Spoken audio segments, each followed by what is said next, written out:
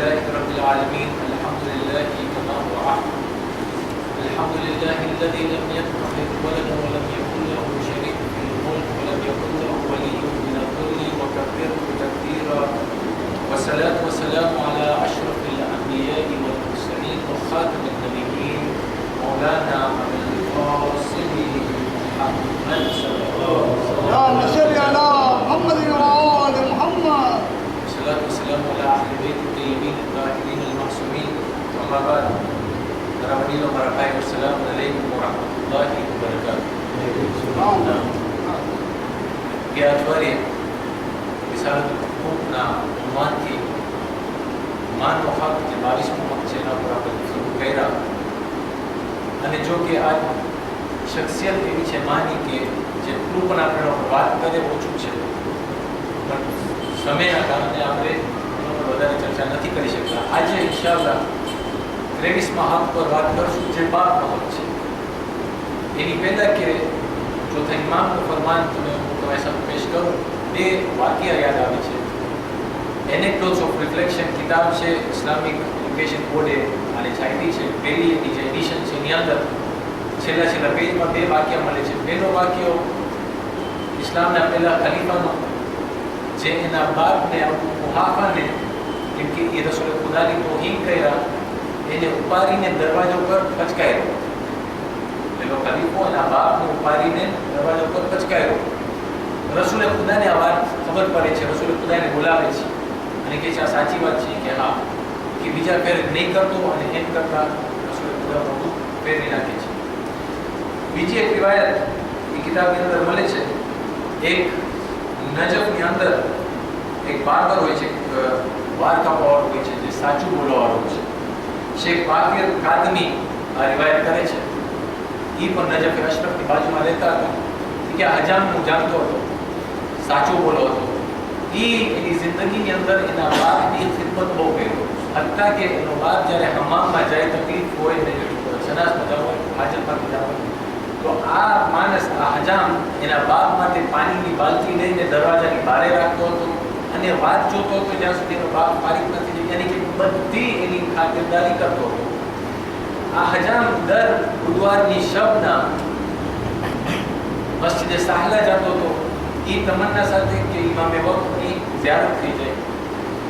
તો આ હજામ કહે છે કે એક ફેરે હું મોરો થઈ ગયો મારા કામકાજમાં અને છતાં પણ ભાગદોડ કરતા બુધવારની શબના હું મસ્જિદે સાહલા તરફ નીકળ્યો. રાત થઈ ગઈ હતી, ચાંદ નીકળી ગયું હતું બહાર. એકલો હતો, રસ્તામાં મને બીક હતી કે આ વિરાનીમાં મને કોઈ લૂંટી નાખે તો. એ દોરાન એ મસ્જિદે સહેલા તરફ જાતો હતો. એક ઘોડે સવાર આવ્યો સામેથી, તો એને બીક લાગી કે આ કદાચ મને લૂંટી લે તો. આ ઘોડે સવાર બાજુમાં આવે છે, સલામ દુઆ કરે છે, પછી પૂછે છે ક્યાં જાય છે? કે હું મસ્જિદે સહેલા જાઉં છું. તો કે છે તારા પાસે કંઈક ખાવા માટે છે? તો આમાં હજામ કહે છે કે મારા પાસે કાંઈ નથી. તો કે કેમ જૂઠ બોલે છે? તારા ખીચામાં તો છે. તો જ્યારે ખીચામાં હાથ નાખ્યો તો એને દ્રાક્ષ, સૂકી દ્રાક્ષ એના ખીચામાં મળી. પછી એને યાદ આવે છે કે એ આ દ્રાક્ષ એના છોકરા માટે લીધો હતો અને ભૂલી ગયો હતો લેતા. પછી આ જે ઘોડે સવાર હોય છે એને 3 ફેરે કહે છે કે હું તને રિક્વેસ્ટ કરું છું, કે હું તને હિદાયત કરું છું કે તારા બાપની સેવા કર. આ ઘોડે સવાર હાલ્યો જાય છે. એના બાદ આ માણસને અહેસાસ થાય છે કે જે ઇમામની ઝિયારત માટે હું જાતો હતો આ ઇમામ રસ્તામાં મુલાકાત કરી. ઇમામ એને એ હિદાયત કરી ગયા, 3 ફેરે કહી ગયા કે તારા બાપની ધ્યાન રાખજે, ખાતરદારી કરજે. ચોથા ઇમામ ફરમાવે છે રિસાલત હુકુકની અંદર કે તમે જાણી લો કે તમારા બાપનો હક એ છે તમારા ઉપર કે તમે ઓળખો કે એ જર છે, તમે એના શાપ છો. અગર આ જર ન હોત તો તમે ન હોત. જાહેર વાત છે, જારને આપણે જ્યારે જોઈએ તો જારની જો જરને કાઢી નાખો તો જાર જ નહીં રહે. જારના જરને તમે કાપી નાખો તો જાર જ પડી જવાનું, સુકાઈ જશે. જ્યાં સુધી જર નહીં હોય તો જાર ઉગશે નહીં. તો એમાં ફરમાવે છે તમારો બાપ તમારો જર છે, તમે એની શાખ છો. અગર એ ના હોત તો તમે ના હોત. જ્યારે પણ તમે પોતાની અંદર કોઈ સિફત જો, આપણી આદત છે પોતાની અંદર આપણે ગુણ કરું છું, શું સારો અમલ કરું છું, શું કેટલું મારામાં સારી ખૂબી છે, શું છે. જ્યારે પણ તમે પોતાની અંદર કોઈ સિફત જુઓ તો જાણો કે એની બદૌલત છે, એની નિમત છે તમારા બાપ. અને એ તમારી શાક છે જેના કારણે તમે આ નેમતો મળી છે અલ્લાહ સુબ્હાનહુ વ તઆલા તરફથી, તો તમે અલ્લાહ સુબ્હાનહુ વ તઆલાનું શુક્ર કરો, એની તહલીલ અને તસ્બીહ કાઢો અલ્લાહ સુબ્હાનહુ વ તઆલાની, કે જે તમે આ નેમતો આ બાપના ઝરિયેથી અતા કર્યો છે. અને પછી ચોથા ઇમામ ફરમાવે છે કે બધી તાકાત અને કુવત અલ્લાહ સુબ્હાનહુ વ તઆલાની છે. આ વાતની અંદરથી એટલી જ રિવાયત પણ ઘણી વાત ચોથા ઇમામ કહી ગયા. પહેલી વાત જે જાહેર થાય છે કે અગર બાપ ના હોત તો આપણે ના હોત. એટલે બાપની અહેમિયત પહેલા ઇન્સાન સમજે કે જ્યારે પણ હું પોતાને જોઉં તો એ યાદ કરું કે એની બદોલત હું છું, મારો બહુ મોટો એહસાન છે એ બાપ ઉપર કે જે મને જન્મ દીધો છે, જે મને પરવાન ચડાવ્યો છે. બીજી વાત જે ચોથા ઇમામ બતાવી ગયા કે ઇન્સાન જો આના ઉપર વિચાર કરે કે અગર મારો બાપ ના હોત તો હું ના હોત.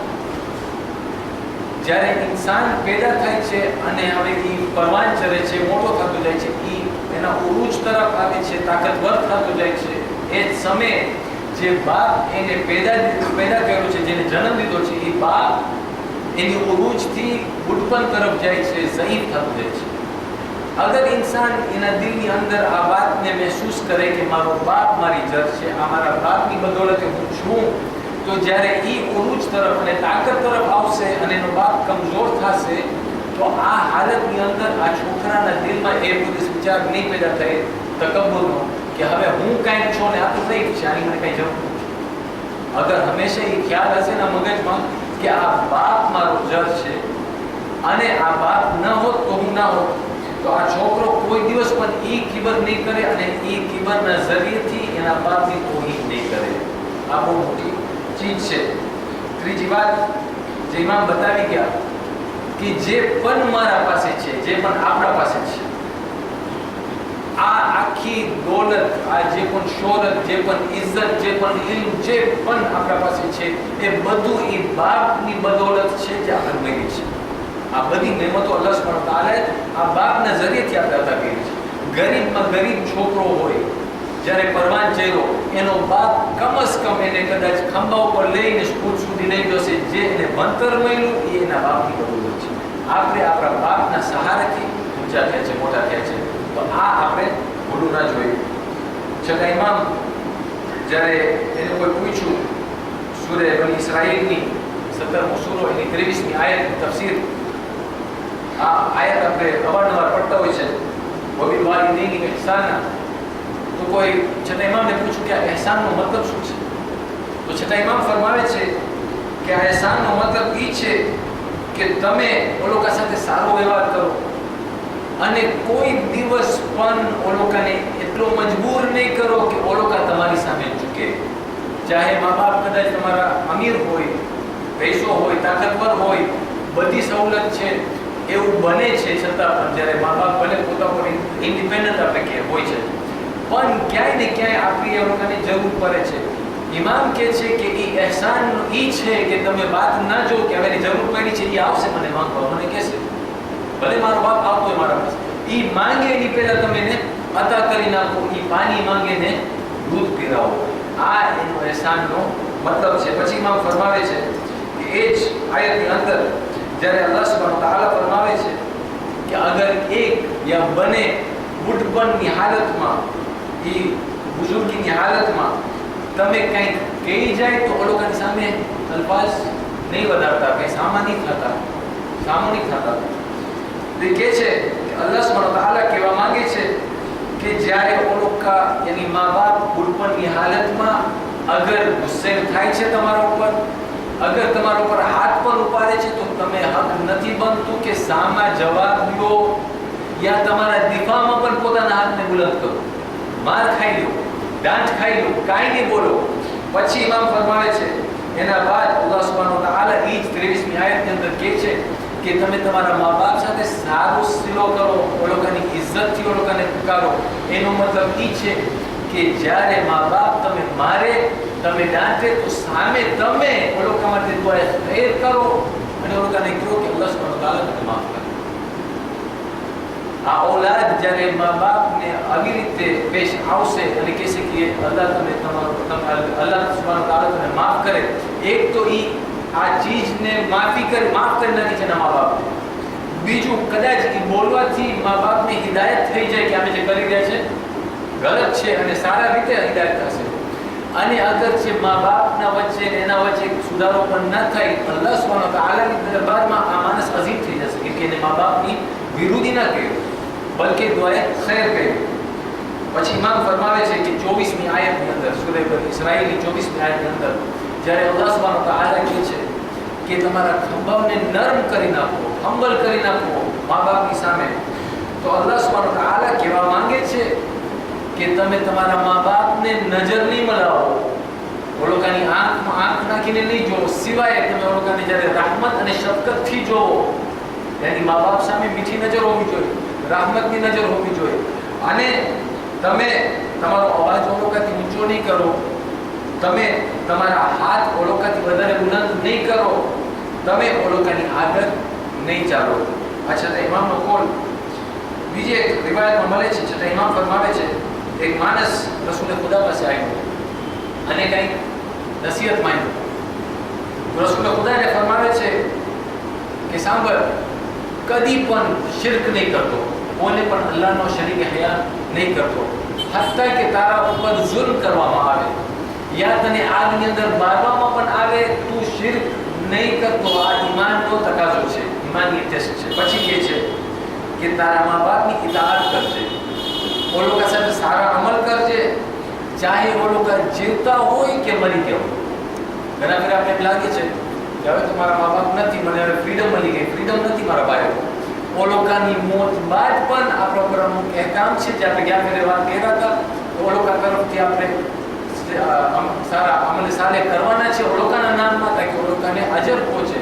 ઓ લોકોના નામને રોશન કરવાનું છે તાકે ઓ લોકોને એનો અજર પહોંચે. પતિ નથી જતો સિલસિલો. પછી રસૂલે ખુદા એને ફરમાવે છે અગરચે તારા મા બાપ તને હુકમ કરે કે આ તારી મિલકત, તારી બાઈની બચાવ બધાને મૂકી દે, તો તું ઓ લોકોને હુકમનું પાલન કરીશ, વિરોધી નહીં કર. આ ઈમાનનો તકાજો છે. यानी माँ बाप ने तो हक છે કે ઓલાદને કે આ તારી વિરાસત છે કે આ તારો જાયદાદ છે બધું મૂકી દે, એને એકદમ મૂકી દેવાનું છે. એને ઓલોકાની વિરોધી નથી કરવાની. આ એમનો એક તકાજો છે. સાહેબ ઇમામ ફરમાવે છે કે એક માણસ રસૂલે ખુદા પાસે આવ્યો અને પૂછ્યો કે મારા બાપનો હક શું છે. તો સાહેબ ઇમામ ફરમાય, રસૂલે ખુદા ફરમાવ્યા કે તું કોઈ દિવસ તારા બાપને એના નામથી નહીં બોલાવો. ઘરના ફેરે આજકાલના માશરામાં આપણે જોઈ છે કે હવે જોન ને ટોમ ને બધા નામ થઈ ગયા છે. હવે બાપને પણ નામથી બોલાવે ને ઇઝ માય ફ્રેન્ડ, આ માય ફ્રેન્ડ. આપણા દીકની અંદર આપણે આ રજા નથી મળતી. સાહેબ ઇમામ કહે છે જ્યારે રસૂલે ખુદાને આ માણસ પૂછ્યો બાપનો હક, તો કહે છે કે તું એની નામથી નહીં બોલાવતો. પછી કહે છે કે કોઈ દિવસ પણ એની આગળ નહીં ચાલતો, હંમેશા તારા બાપની પાછળ યા સાથે ચાલતો. તું કોઈ દિવસ એની પહેલા બેસી નહીં જતો. અગર બેઠો છો એ આવે તો એના ઇસ્તકબાલમાં ઊભો થતો. આ બાપની ઇજ્જત છે કે ઓલાદ એની પહેલા ના બેસી જાય. આજકાલ આપણે એ પણ જોઈ રહ્યા છે માશરાની અંદર, છોકરો બેસ્ટ સીટ રાખી દેશે ને બાપને પછી પાછળ બેસવા દેશે. જરાય દિક્કત ન થતી દિલમાં. રસૂલે ખુદા ફરમાશે ને એની પહેલા નહીં બેસતો. તું કોઈ દિવસ એવો કામ નહીં કરતો કે જેનાથી તારા બાપની ઇજ્જત નીલામ થાય. ભાઈ એક રસૂલે ખુદાની બીજી રિવાયત મને યાદ આવે છે કે એના સાહેબ સાથે બેઠા હતા અને સાહેબોને કીધા કે અમુક એવા છે કે જે લોકોના મા બાપને ગાળું બોલે છે. એક સાહેબ પોતે કહે કે યાર રસૂલલ્લાહ કેવી રીતે કોઈ ઓલાદ એના બાપને ગાળ બોલે, એની માને ગાળ બોલે? તો કે હા. તો કે કેવી રીતે? કે જ્યારે તમે ગુસ્સેમાં આવી જાઓ છો, જજ્બાતમાં આવી જાઓ છો અને કોઈ તમે કંઈ ખરાબ કરે છે તો તમે એના મા બાપને ગાળ બોલો છો અને એ પણ જવાબમાં તમારા મા બાપને ગાળ બોલે છે. એ જે ગાળ તમારા મા બાપને પડી કેમ કે તમે શરૂ કર્યા વાત, એના સબબ તમે છો.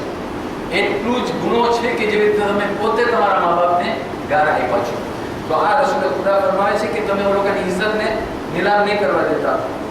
રસૂલે ખુદાની બીજી એક રિવાયત મળે છે.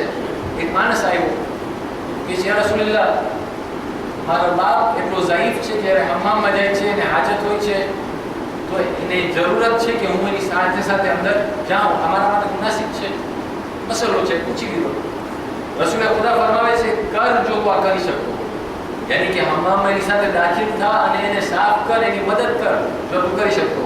બલકે એના મોઢામાં તારા હાથેથી ખોરાક નાખ, તારા બાપના મોઢામાં તારા હાથેથી ખોરાક નાખ અને અગર તું આ કરીશ તો તું જોઈશ કે રોઝે મહેશર તારું જઝા જન્નતનો બાપ છે. આ બાપના સહાયો બનવાનું, બાપની મદદ કરવાનું એનો સવાબ છે. આજે એ જ દોરની, આપણી દોરની અંદર આપણે જોઈ ગયા છે કે એ જ ઓલાદ છે કે જે ઘણા ખરે મા બાપને એવી જગ્યામાં મોકલાયેલી છે કે જેનાથી અમે મિજાજ બની જાય. બાપ બુઢો થઈ ગયો, હવે મને પાલવું નથી કે મારી ખાતરદારી કરું તો નર્સ ગોતીને ઓવરટીપલ શોમાં મોકલાવી દે છે.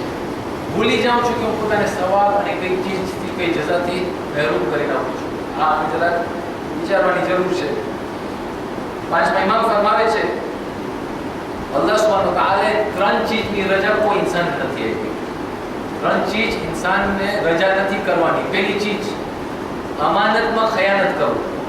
આપણે ચોથા ઇમામનો મિસાલ ખબર છે, જે જનાબ અલી અકબરે શહીદ કર્યો એ જ્યારે એની તલવાર ઉઠી જાય છે ચોથા ઇમામ પાસે, તો ચોથા ઇમામ એને પાછીની અમાનત આપી દે છે. તો કે છે યા રસૂલલ્લાહ મને ઓળખ નહીં.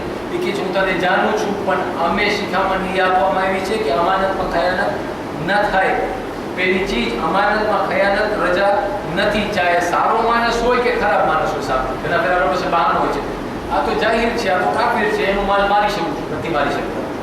બીજી ચીજ પાંચમા ઇમામ કહે છે કે આપણે આપણી જબાનને ફેરવી નથી શકતા.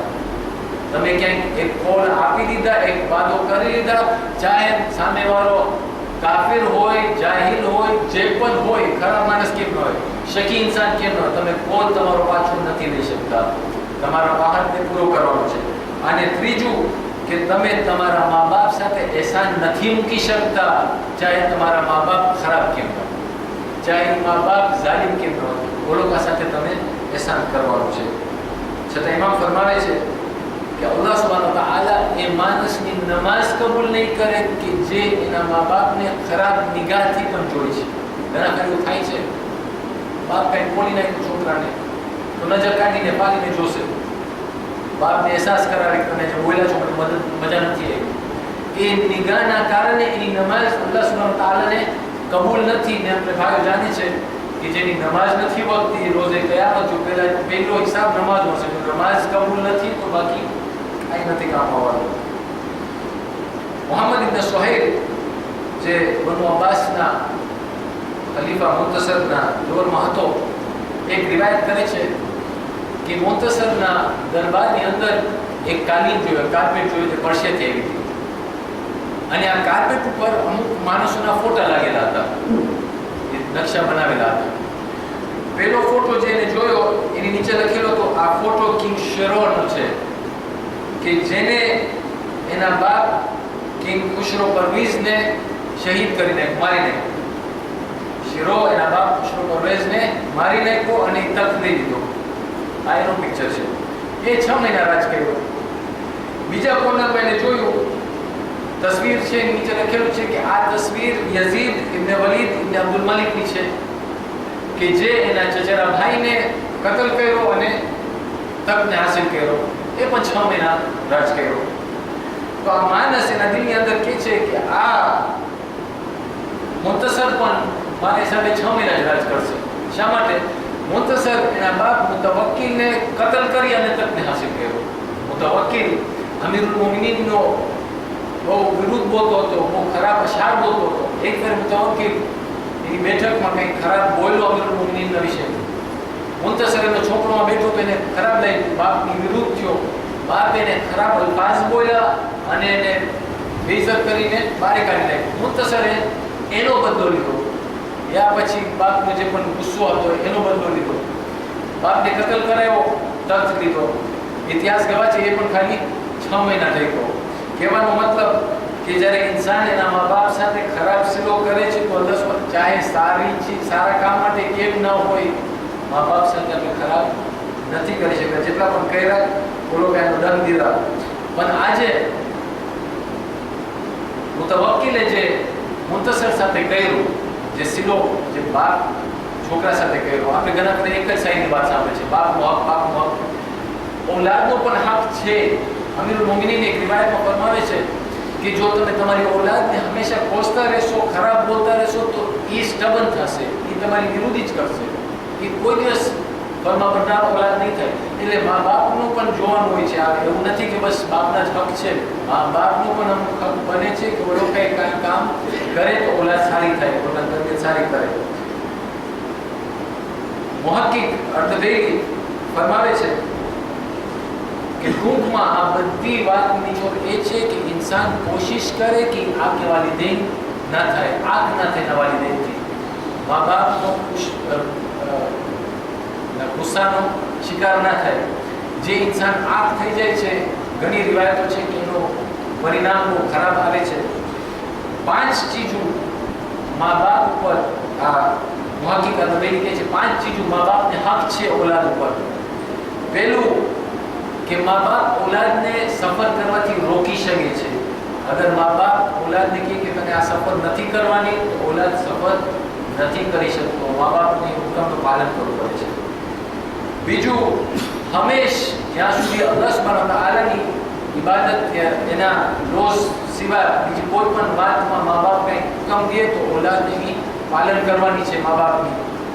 ત્રીજું, મા બાપને હક છે કે ઓલાદને જન્મથી પણ રોકે. આપણે ગયા અઠવાડિયે જોયા હતા, એક માં રસૂલે ખુદા પાસે આવે છે એના દીકરા સાથે અને કહે છે કે આ મારો છોકરો જન્મ જવા માંગે છે, પણ હું ચાહું છું કે મારી જાન રાખે. તો રસૂલે ખુદા કીધા આ તારા માટે બહેતર જિહાદ છે કે તું રહીને તારી માની જાન રાખ. મા બાપ ઓલાદને જન્મથી પણ રોકી શકે છે. ચોથી ચીજ, અગર નમાઝનો વખત પહોંચી જાય છે, મુઅઝ્ઝિન અઝાન દે છે, મારી નમાઝ જો કઝા થવાનો ડર ન હોય તો મને પહેલા મારા મા બાપનો હુકમનું પાલન કરવાનું છે, પછી ઇબાદત ઇલાહીમાં આવવાનું છે. અગર મારી માં મને હુકમ કરે કે આ ચીજ મારા માટે હું રાખી આવું કે આ ચીજ મારા માટે લઈ આવ, મુઅઝ્ઝિન અઝાન દે છે, મને હક નથી કે મારી માને એટલું પણ કહું કે હું પહેલા આ નમાઝ પઢ્યો પછી હું તમારું કામ કરીશ. નહીં, પહેલા એનું કામ કરવાનું છે, પછી ઇબાદત ઇલાહીમાં આવવાનું છે. અને 5મી ચીજ, અગર મા બાપ ઓલાદને કહે કે તને જમાત નમાઝ નથી પઢવાની તો એ ઓલાદ મા બાપના કોલની વિરુદ્ધ નથી કરી શકતો. જમાત નમાઝ વાજિબ નથી, નમાઝ વાજિબ છે, જમાતમાં નમાઝ પઢવું એટલું વાજિબ નથી મા બાપના કોલની સામે. તો આ અહેમિયત છે મા બાપની. અને જે તમે અમને ફરમાવ્યું કે આપણે સાથે સાથે એ પણ જોઈ કે ઓલાદના હક શું છે. એક જ સાઈડ ના જોઈ, ઘણા ફેર આપણે એક સાઈડ જોઈ છે. ઓલાદની પરવરિશમાં અગર આપણે કોતાહી કરી જશું અને પછી આપણે કહીએ કે આપણી શાક ખરાબ નીકળી, સરેલી નીકળી, તો એમાં જળનો વાંક છે, શાકનો વાંક નથી. ઇન્શાઅલ્લાહ આવતા અઠવાડિયે આપણે ઓલાદના હક પર ગુફ્તગૂ કરશું. વાહિદ દવાના અલ્હમ્દુલિલ્લાહી રબ્બિલ આલમીન. સૂરહ મુબારક